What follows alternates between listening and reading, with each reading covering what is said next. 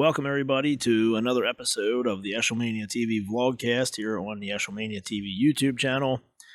I got a bunch of really cool stuff that I want to share with you guys about the new products from Ego coming out in 2022. I got pictures, I got some information, a couple SKUs or model numbers, whatever you prefer to call them, from Ego, and I got a bunch of really good stuff. A bunch of information about some products that I know a lot of you have not heard anything about. And like I said, I got pictures and everything, and I was all ready to put all that out there this episode, and then I was told that I'm not allowed to talk about any of it or show any of it or acknowledge any of it until December 15th. So I'm telling you that now because come December 15th, you're going to get to see a lot of this stuff. I was told that if we talk about it or show any pictures or anything, there would be repercussions for myself, the dealership, my sales rep, and that kind of stuff.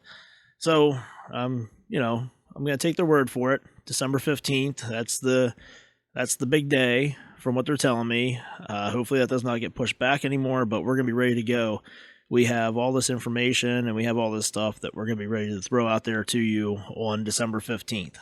So you want to make sure you subscribe to this channel and you pay attention. December 15th, set a reminder, whatever you got to do, that we're going to be showing you some really cool stuff coming from Ego. And the reason why I was so excited about to get this out there is because I go to the social media groups, for Ego products, mostly on Facebook, but there's a couple other ones out there on different social media platforms. But you read down through the comments and the posts and everything, and at least once a week, there's somebody that always says, what's one product that you wish they had that you don't have right now? Or, what's one thing you could use? Or what would you like to see them make? And what's crazy is I'm reading these comments and these posts and everything, and I was going down through and I'm like, oh, you don't know how close you are. Oh, well, next year you're going to love what they got coming out with. Yep, you're dead on. They got that one coming.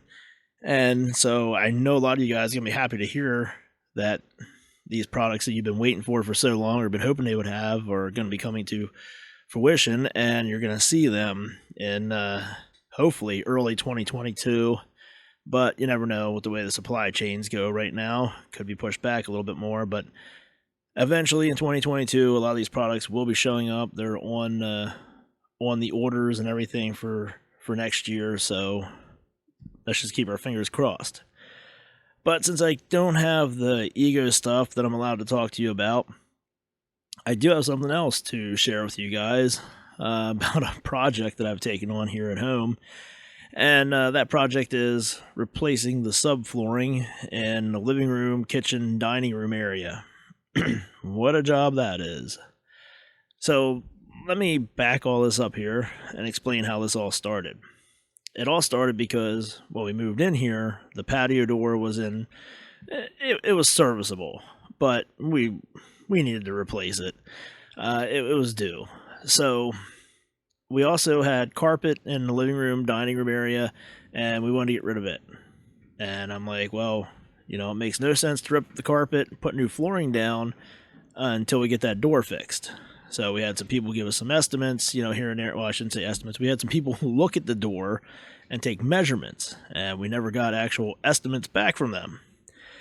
And this is kind of what we ran into last year when we had an issue with our bathroom, one of our bathrooms, and we had some structural stuff that needed to be taken care of, and some plumbing stuff that was a bit trickier than I wanted to get into. And we had to get plumber. It took us a couple plumbers till we actually got one that supplied us with the materials, and then we had to get a contractor out here to do some work. And it was an ongoing process, and everybody was backed up and booked up and everything else. We finally got the main part of that job done, and that's what I was worried about with this project here. That the main goal is we want to get new flooring down, but I know that when we go to fix the flooring, that's the time to do everything with that patio door, because we're going to have to rip a whole bunch of crap up around it and everything. So let's get all this stuff done in one shot and be done with it. And again, like I said, we had some people come take some measurements here and there. Nothing. Didn't hear anything back. So then we finally had another guy come out, and his crew was definitely willing to do it. and take some measurements. And of course, it can't just be a smooth operation. It turns out that our patio door, our sliding patio door, is an oddball size. Not as high as the average, French door, which we want, should be. And that's what I want. I want a French door. I want to get rid of the stupid sliding patio door. I want something on hinges, something that's reliable, something that doesn't need serviced and worked on or any kind of maintenance, really. Because we have dogs, they shed. Those sliding doors, you're constantly going to get dirt in the tracks them. It's going to happen. And yeah, I know you can replace the rollers on them and everything. But if I have a hinge, I don't have to do that. And I've got basically the same thing. I'm losing just a little bit of window there with a French door compared to a patio door, right? So that's what we want to go with. We're dead set on that because I want to do this once and be done with it. I don't want to have to come back, 10 years later and have to be taking that thing apart, putting new rollers in it if it even lasts that long. So anyway, this guy, that was the first thing we ran into. It's going to be hard to find a French door to put in there, that opening. And then he starts measuring, for the floor, because they said, we want to get rid of this carpet. While we're doing that, there's a soft spot over there, and a soft spot over there, and we just want to rip up all the subflooring and put some new subflooring down. So I was thinking of just using some 3/4 inch plywood, get that down, and then we're going to probably be putting laminate flooring on top of that, and it'll be the same stuff running, through the kitchen, living room, dining room area. Again, do it all in one shot and be done with it. And he's like, okay. So he starts taking measurements and everything. And I said, just, give me a ballpark idea once you get everything figured up, what we're looking at. I said, I'm not going to hold you to anything. I know how prices are right now. I know how the supply chain is right now. I deal with it every day. But if you can just give me a ballpark idea, then I'm going to know I should be looking to accumulate at least this much money to pay you.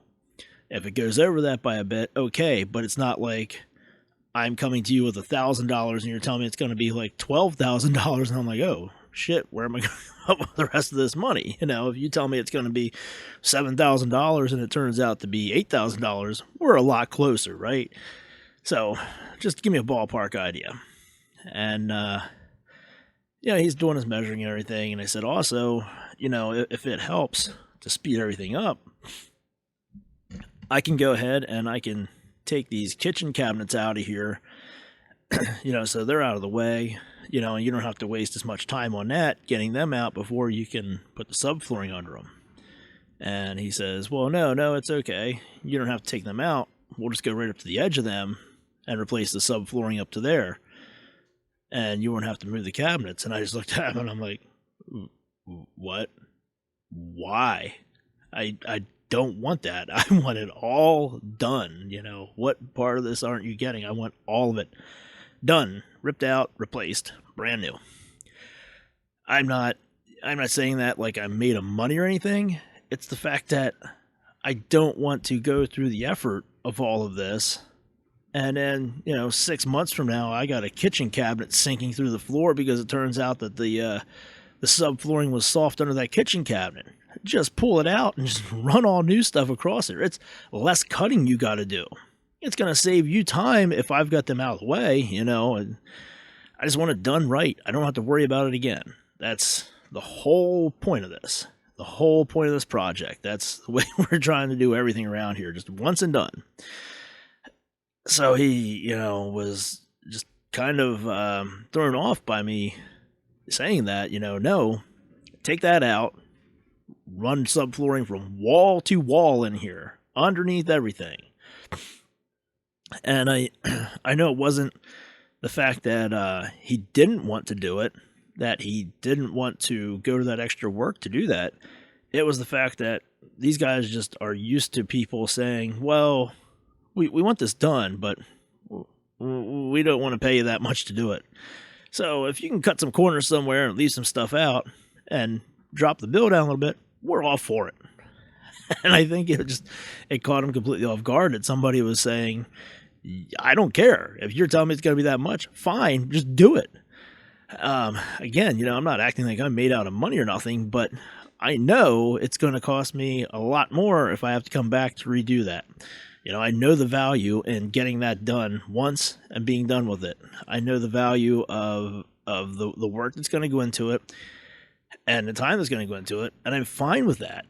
It's the peace of mind that I'm going to have afterwards, knowing that I don't have to worry about this ever again. Well, I shouldn't have to, at least not in my lifetime, but that's what I'm after. So he gives us an estimate on all that stuff, and he said, the door is going to be the problem. It's going to take a while to find a door. Might even have to get one custom made to fit that opening. I'm like, oh, okay, well, that's not going to be cheap. And of course, it's not going to be. So I said, well, you know what? I got some vacation time to burn at the old day job. So come Thanksgiving time, I'm going to take an extra day or two of vacation. And how about I start working at the subflooring and ripping a bunch of that stuff up and replacing it. And so that's what I've been doing. And what a nightmare that has been. We knew there was going to be a couple bad spots that we definitely had to get replaced, but it's just everything just takes so much longer than you think it's gonna. And it's mostly because I don't do this every day. I had no idea for sure what I was getting into. I knew the basics of it, what needs to be done. You'd rip everything up, clean off everything on the floor joists and put the new stuff down. But, there was just little things here and there you run into. The first day it took me hours and hours and hours just to get one 4x8 sheet of 3/4 inch plywood put down, because I started in a corner where our pellet stove is at. And then also in that area, there's a window, and we were pretty sure there was going to be some kind of water damage there, from that window leaking from before we had moved in. And there was, so I had to take care of that while I got the flooring all ripped up. And I ended up cutting out some drywall. And then I ended up deciding, well, these outlets look kind of old. Let me replace these outlets while I'm here too. And, you got to take the whole pellet stove off or move it away. And you got to take the piping out of the way. It's like, well, we got the pellet stove unhooked and disconnected from everything. Let's take all the piping out and clean it all out while we're doing it, because I'll just do it once and be done with it, right? So again, took forever with that part. And that was just the start of it. But I gotta say, the nice part about this is, of course, yeah, we're saving money because we're taking on a lot of this work ourselves and putting the labor into it. But the other thing is, when you do jobs like this, what's going into it. What's there. When you go walking across that floor, what's under it. And for me, I have a tendency to go a little overboard at times, and I'll say, oh, this just doesn't quite look strong enough to me. We better beef that up a little bit more. And I have a bad tendency of doing that. So I get to the front door, and I'm like, oh, man, there was nothing wrong at the front door, but I'm like, man, this should be a little bit stronger here, because we got a lot of people coming in and out of this door, and we got some big people coming through this door, and they get to stomping around, and I'm going to beef this baby up a little bit. And I had some extra 2x6s laying around, and that's exactly what I did. I was cutting 2x6s to put in between them floor joists, and I was bracing stuff up under that opening, or that area right inside the door, because it's a part. I have the material, I have the time, I'm doing it, I don't want to have to worry about it later. So that's what I did. Several other places in the house, in that area, we did that as well. Like where the couch is at in the living room, did the same thing. Made sure, because that's basically where the couch is always going to be, and made sure that was beefed up pretty well, because we got some people who like to just kick their legs out and flop down on furniture. And yeah, even though it is 3/4 inch thick plywood, you do that enough times, things are going to start to give a little bit. So it's really no difference between what I was doing there and what you see. Like, if you can look up from your basement to your kitchen, a lot of times where the refrigerator goes, you'll see under the floor, there in the floor joists, it's all boxed up and beefed up and everything to hold that extra weight from your refrigerator sitting there constantly, so the floor doesn't start to sag or anything. And that's basically all I was doing, and that's the cool part of doing it, because you know what went into it. It's nice, out of sight, out of mind, right? If somebody comes in there while you're at work and they do all this stuff, and you say, was there anything else bad? No, it looked pretty decent down there. Oh, okay, I'll take your word for it. But it's different when you're doing it. You're like, oh, is that supposed to be that way? Well, maybe we should move this over here.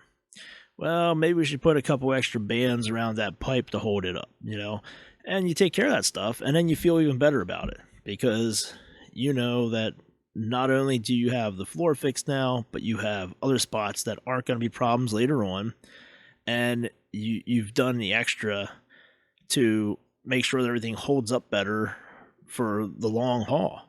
And again, that's what we're all about now. We want to just do everything and do it once, hopefully, and not have to worry about it. So along with this project, it used to be that I was more willing to take on stuff like this, but as I got older, I just don't have the time, and the old body starts to give out on you. The back isn't what it used to be, crawling around on your hands and knees all day, day after day, ripping up that subflooring and stuff. It takes a toll on you. But the biggest thing you get from doing this stuff is the experience. And like I said, the first day, it took me forever just to get everything cut out to put one sheet of plywood down, one 4x8 sheet of plywood down. So the next day, things went a little bit quicker. And then the next piece I wanted to do, I'm like, it's late at night, and I had a long day, and I'm looking at this, and I'm like, you gotta be freaking kidding me.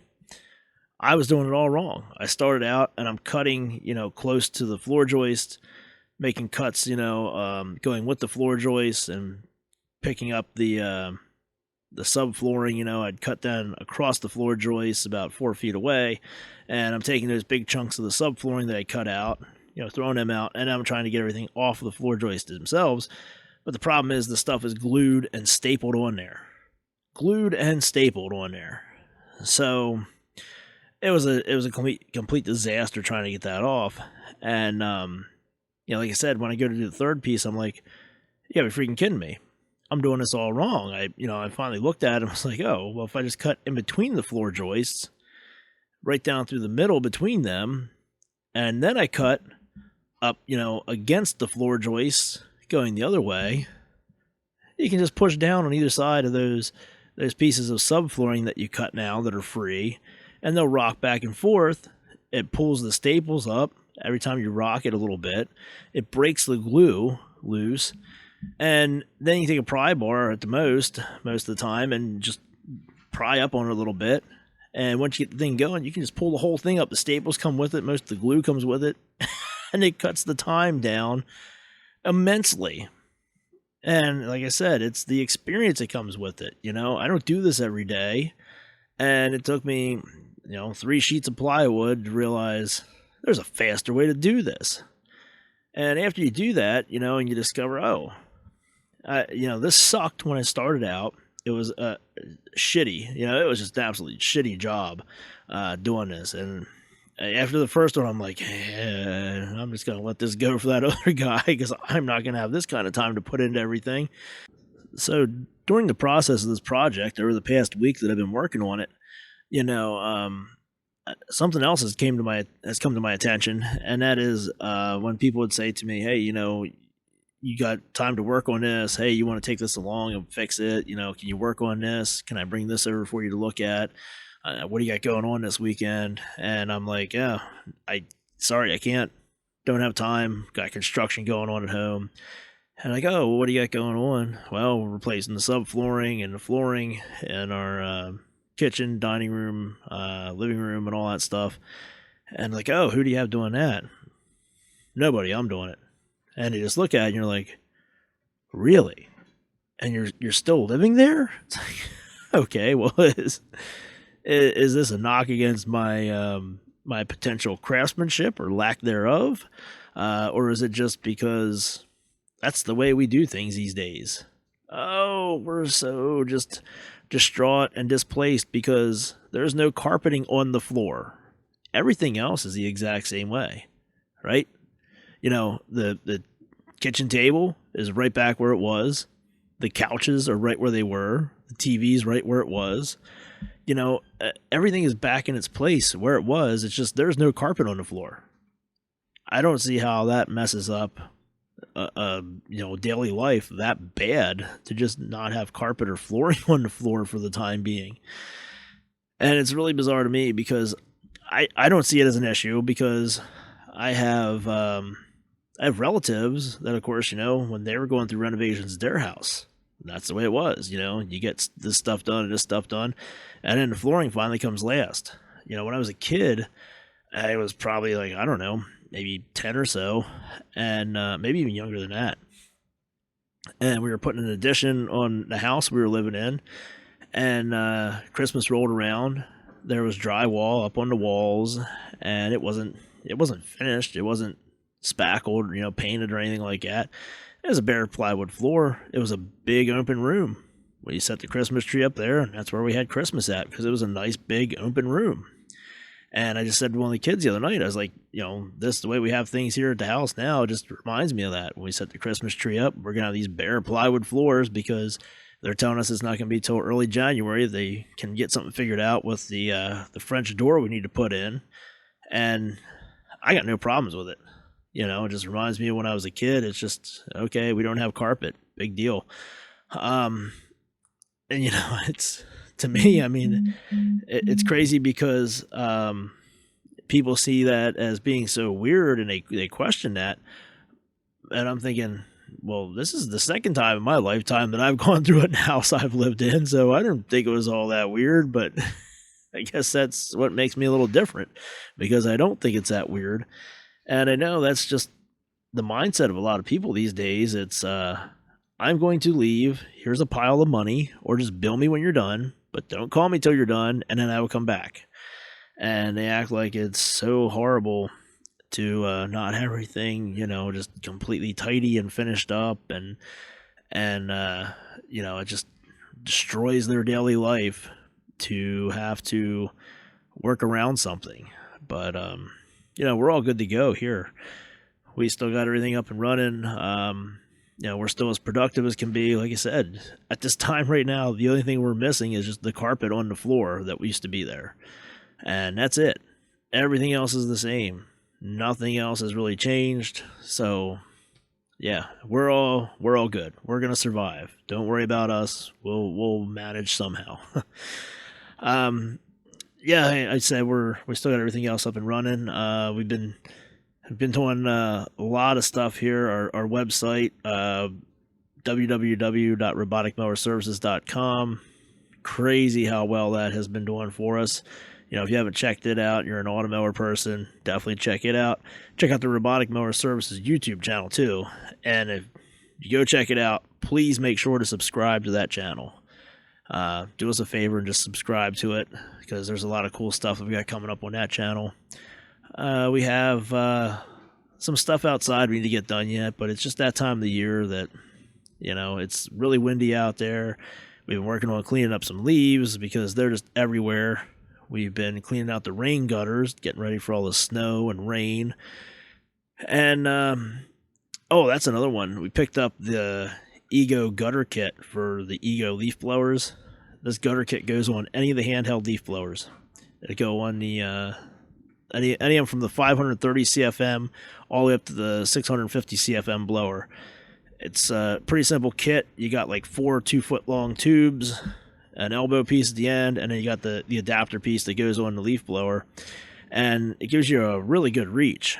If you're familiar with some of the other videos we got on here, you would see me up on the roof with a backpack leaf blower and trying to stand way back and blow gutters out. And it worked, but it wasn't the safest way to do it. And you should never try that at home. I'm not saying I'm a trained professional. I'm just saying don't ever try that at home. But this year it was like we have to do it a different way. We had some spots in the garage roof where we had a real heavy rain and we had a leak. And that's the last thing we need, is for me to go bebopping around up there on the garage roof with a big backpack leaf blower, making things worse. So it was either going to be the latter, or we get some kind of a gutter kit like we got to clean these things out. Now, I was not really a fan of gutter kits in the past. I wasn't because they didn't seem to really have the reach. You had to use a gas-powered leaf blower, obviously. And because they were a bit shorter than we needed them to be, you're holding the leaf blower up by your face, or at least around your chest all the time, and just filling up with that exhaust. Your throat's sore, your eyes are watering. I mean, it's just a pain in the ass. And because everything was so short, you didn't have enough reach, you were usually standing directly under the stuff that was coming flying out of your gutters. So you're getting this all over you.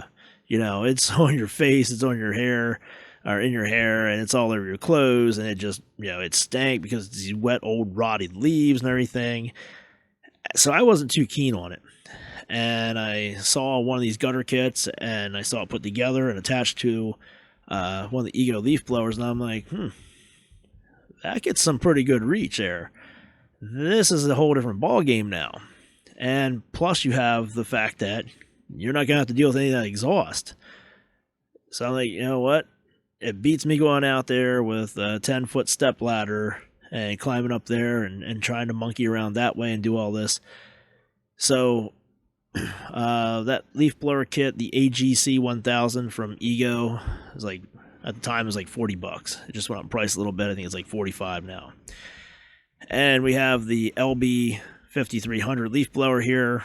Comes in the kit, the LB 5302 leaf blower kit, which is a really common item because, again, it's bizarre the way they price these batteries. I mentioned this before, but you buy the leaf blower kit with a battery, a charger, and a leaf blower, you pay $179.99. If you buy that same battery that's in that kit by itself, you pay $150. So a lot of people out there buying that kit because for another $20 you get an extra charger and you get a leaf blower. I'm sorry, 30. No, that's $30 more. So anyway, you get the point. We have that. We went out there and tried it. The thing worked amazing. We used it on the front of a garage where we had about 12 feet up to the rain spout, and it worked perfect. Plenty of reach. You can angle it, forward or backwards, and you didn't have to worry about the stuff blowing down on you. We used it again at another place where we had to reach up a bit higher. It still worked really well. Very impressed with that. And the cost, the money we have into it, very little, especially if you get multiple uses out of it, which you should. And that's the big thing now. It's going to be easier to go out there and clean these gutters out more than just once a year. We'll do it again in the spring and probably do it again halfway through the summer and then do it again in the fall, just to make it easier when you go out there and take less time every time you do it, because you're not going to have all that crap building up in there. And for us, where we're at, we've got some big pine trees along our property, and those pine needles get in there, and they wreak a lot of havoc on the rain gutters. They really clog stuff up, and they can be a pain in the butt to get blown out of there. So the more we keep after it and get them out of there before they get all packed down with all the rainwater and everything, the easier it'll be to do. But we have some information about this out there. There's a video out there on our channel already showing us out there using this this gutter kit with the LB 5300 leaf blower from Ego, and we were breaking this down because it's really affordable. It's a very affordable way to go out there and take care of your gutters. And yeah, I know, a gas-powered leaf blower, we see the old gray Echoes coming in all the time, that are 20 years old. People are like, oh, it still ran good last year. Yeah, we know. It doesn't have half the power that it used to have and all that stuff, but it still fires up. So that's, keep dumping money into it, right? So, yeah, you don't know how long equipment is going to last. But here's what we do know. On the Ego battery-powered equipment, that LB 5300 handheld leaf blower, that's got a 5-year warranty on it. The battery and charger have a 3-year warranty on them. So we'll go with the lowest one there. We'll go with that 3-year window. Your battery's gonna last you longer than that, but we'll stick with that 3-year window where it's still under warranty. And you figure if you buy that leaf blower and you buy that gutter kit, you clean your gutters out in the fall, you clean them back out, spring, middle of spring, whatever. So you're doing it twice a year. you're going to do it 6 times total in that 3 years, right? With what it costs for that leaf blower kit with the battery and charger and a leaf blower and that gutter kit, you're coming out to $37.50 it's going to cost you every time you clean out your gutters. That's it. You're not going to be able to pay somebody to come out and do it for that much. You know, you can go buy a gas-powered leaf blower. You're going to pay close to the same amount because most of the gas-powered leaf blowers, the gutter kits for them, are about $50. So it's, you know, a good $5 more. And the leaf blowers are close to the same price. PB2520 from Echo, you're looking at $150. The 125B from Husqvarna, it's there around $150. Might be a little bit more than that now. I forget what the cheap model is from Steel. You know, it's creeping up there in price too. All that stuff's going up in price. And then you got to remember, every time you use it, you got to buy mix oil and you got to buy the gas for it. And over 3 years, you're going to have some maintenance in there, spark plug, air filter, fuel filter, that kind of stuff. So it's going to cost you more in the long run. So it's a very cost-effective method to go up there and clean your gutters out using the Ego leaf blower and the Ego gutter kit. And I am now an advocate for it because I used it and it worked well. I don't really have any complaints for it. There might be some gutters where if you've let them go way too long and they're way over full, yeah, you might struggle with that. But if you go out there then like every 3 or 4 months and take that blower and that gutter kit out there and clean them out, it's going to be much easier than every time you do it. You know, you got to have a little bit of preventative maintenance there in between if you live in a place like we do where we've got just trees all around us. So something to take into consideration. If you have somebody in your family that already has one of these Ego leaf blowers and they probably got gutters, they probably got rain gutters somewhere, so if you're looking for something to buy them for Christmas, there you go. Check into that. Might be something that they can get a lot of use out of once they have it and they realize how easy it is to use. So those are just some of the stories I want to share with you. Disappointed that I couldn't talk about any of the new Ego products that are coming out in 2022. Again, like I said, pay attention to this channel. Be sure to subscribe to it and check back on the 15th because we're going to have information coming out one way or another, unless they just completely shut us down and block us out from that. But that's our plan. We're going to have either, another vlogcast talking about it or individual videos or something. But yeah, we have the material ready and we're going to throw it out there for you. And this gutter kit, that's product art that's already out there, but a lot of people don't even realize it's out there or how affordable it is and how easy it is to use. So you do get a little information in this episode here about some Ego products, I guess, just not the new ones coming out in 2022. All right, well, I think that's going to do it for this episode here. I've rambled on and told you enough about what I've got going on, and I'm sure you guys got plenty of other stuff of your own to get back to doing. I just want to take the time to remind you, make sure to subscribe to this channel. Again, not just for the stuff coming out about the new Ego products, but everything coming out. And check out our Robotic Mower Services YouTube channel. Check out the roboticmowerservices.com website.